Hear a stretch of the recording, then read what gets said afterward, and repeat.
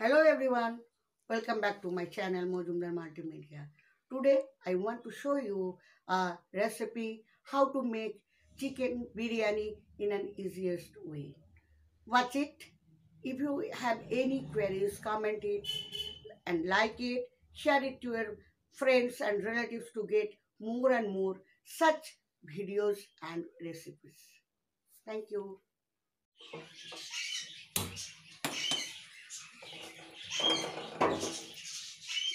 কড়াইয়ে আমি তেল দেবো। তেলটা গরম হলে আমি আলুগুলোকে ভালো করে লাল লাল করে ভেজে নেব।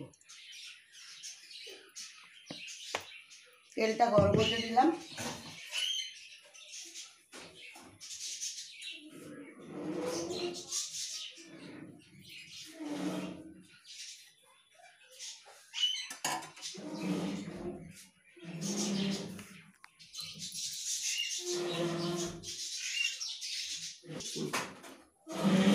এই যে আলু দেখুন, আমি এই আলুর গায়ে একটু একটু চিড়ে চিড়ে নিয়েছি, তাতে নুন ঝাল মশলা সব ভালো করে ঢুকবে। একটু আমি গোটা আলুই নিয়েছি, দেখুন চেরা চেরা।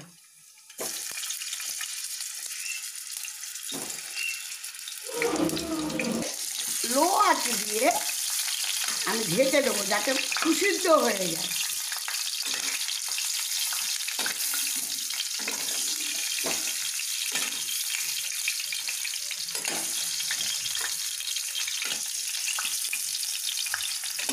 সবটা তেল মাখিয়ে এবার আমি ঢেকে দিচ্ছি।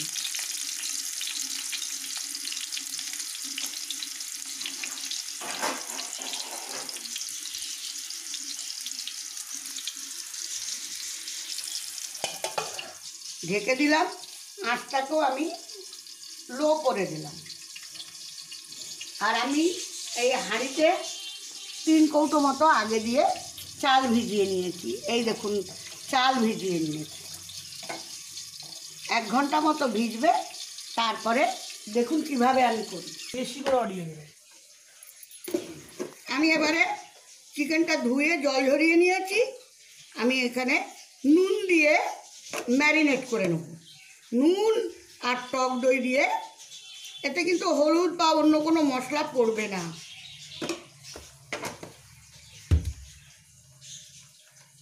এই দেখুন, আমি টক দই দিচ্ছি।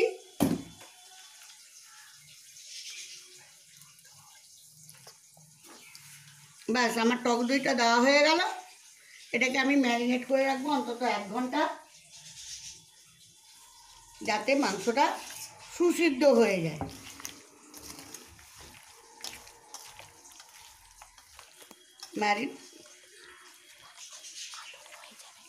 ততক্ষণে আমি যে আলুটা ভাজতে দিয়েছিলাম, ওটাও সুন্দরভাবে আলু সুসিদ্ধ হয়ে যাবে এবং সুন্দর ভাজা হয়ে যাবে। দেখুন, আমি টক দই দিয়ে আর নুন দিয়ে ভালো করে ম্যারিনেট করে রাখছি।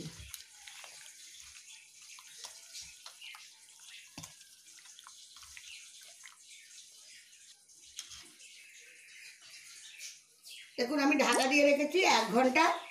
এটা না নুন আর শুধু টক দই, হলুদ জিরে লঙ্কা কিচ্ছু দেবো না। আপনি টক দই ইউজ করবেন, তাহলে এটা সুন্দরভাবে তৈরি হবে। এবার দেখে নিন বিরিয়ানির জন্য কি কি মশলা লাগবে।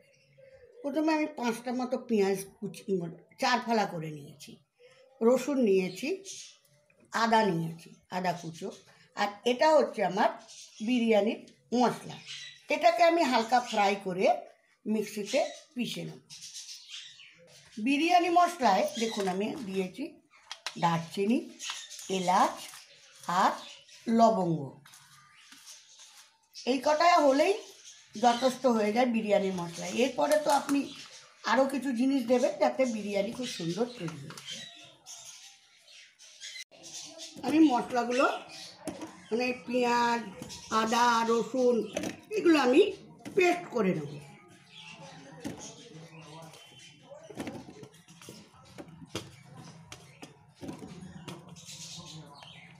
আদা দিয়ে দিচ্ছি,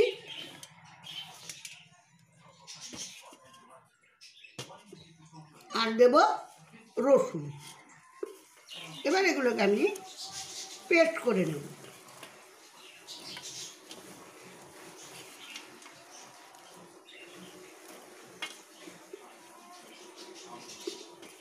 দেখুন রসুনও দিয়ে দিলাম।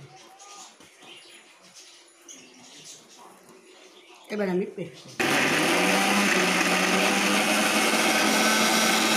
পেস্টটাকে আমি থিকনেস করব, তাই আপনি একটু জলও মিশিয়ে পেস্ট করতে পারবেন। দেখুন আমার সমস্ত মশলা পেস্ট হয়ে গেছে, সুন্দরভাবে পেস্ট হয়ে গেছে।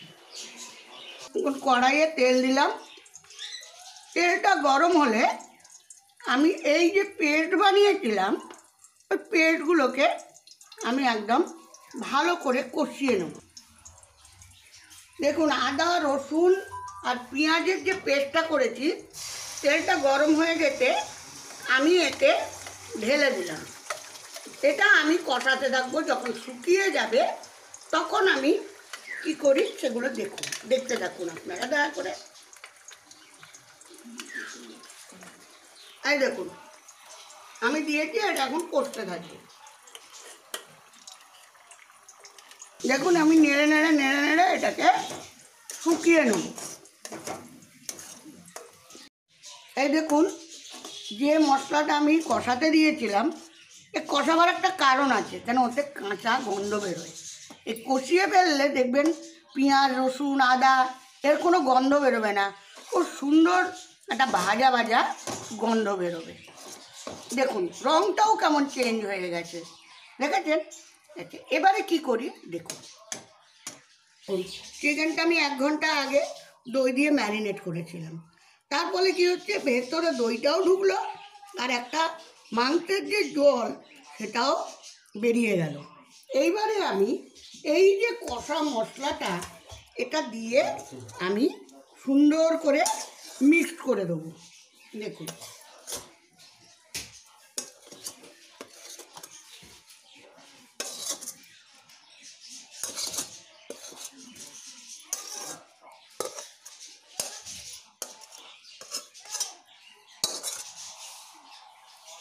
দেখুন আমি আবার এটাতে মাখিয়ে নিচ্ছি।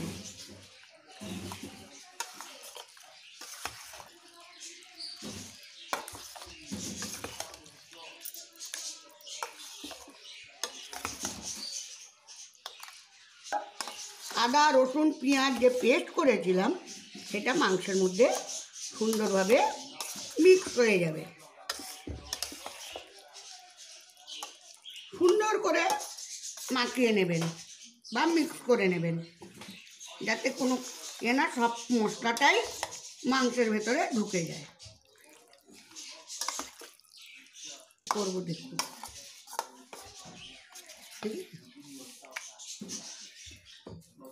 আমি 1 ঘন্টা আগে ভিজিয়ে রেখেছিলাম, এরপর আমি জলটা ঝরিয়ে নিয়েছি। ঝরিয়ে নিয়ে এইবার আমার ম্যারিনেট করা চিকেনগুলো আমি দিয়ে দেবো।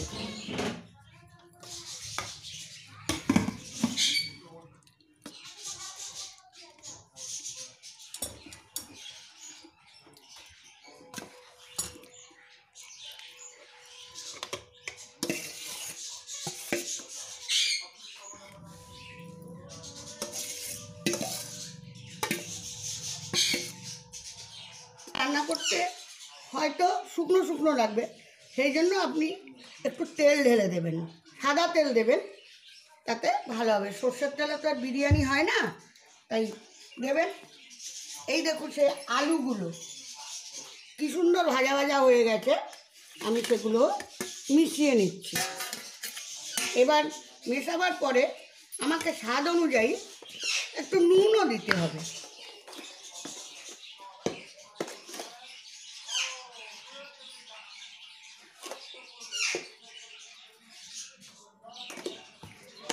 নুন আমি দেবো না, তার কারণ তো আমি চিকেনটাকে ম্যারিনেট করার সময় আমি তো নুন আর টক দই দিয়েই ম্যারিনেট করে নিয়েছিলাম। তাই দেখুন আমি মিশিয়ে নিচ্ছি।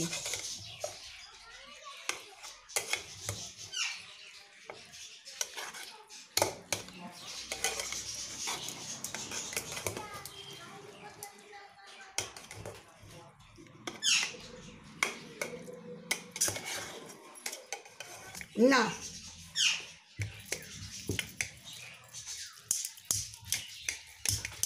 ছোটতে গাই ক্যাপ রং, এটা আমি একটুখানি জল দিয়ে মিশিয়ে নেব। এই তো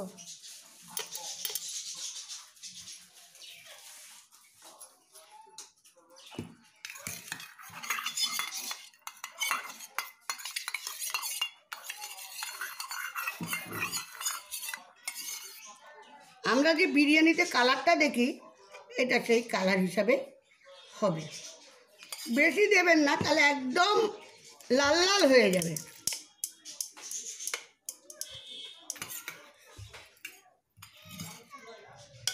অল্প দেবেন, হালকা সাদা হালকা লাল এরকম আসবে, দেখতে ভালো লাগবে। সব মিশিয়ে নিচ্ছি।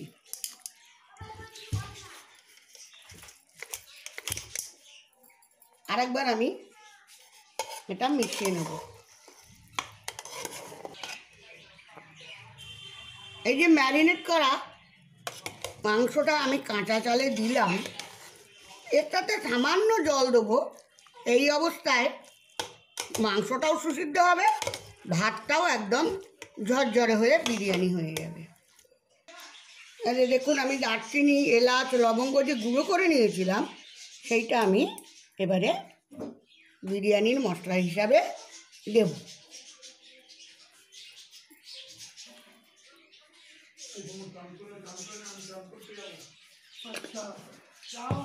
এবারে আমি একটুখানি গোলাপ জল দেবো, আর দেব মিঠা আতর। মিঠে আতর বেশি দেবেন না, কারণ তাতে তিতো স্বাদ এসে যায়।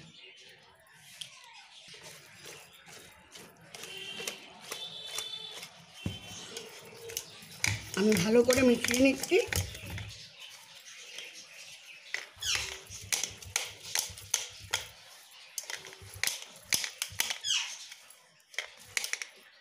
আমার মেশানো হয়ে গেছে। লো আছে, সামান্য এক ফোঁটা জলও দিতে পারেন আপনি, যাতে তলায় না ধরে যায়। বাস এবারে আপনি লো আছে উনুনে বসিয়ে দিন। দেখুন, একটু স্বাদ পাওয়ার জন্য সামান্য মিষ্টি দিয়ে দিলাম, মানে চিনি দিয়ে দিলাম। আমি একদম সিম আঁচে বসিয়ে দেবো। এটা ভাপে ভাপেই চালও সিদ্ধ হয়ে যাবে, মাংসও সিদ্ধ হয়ে যাবে।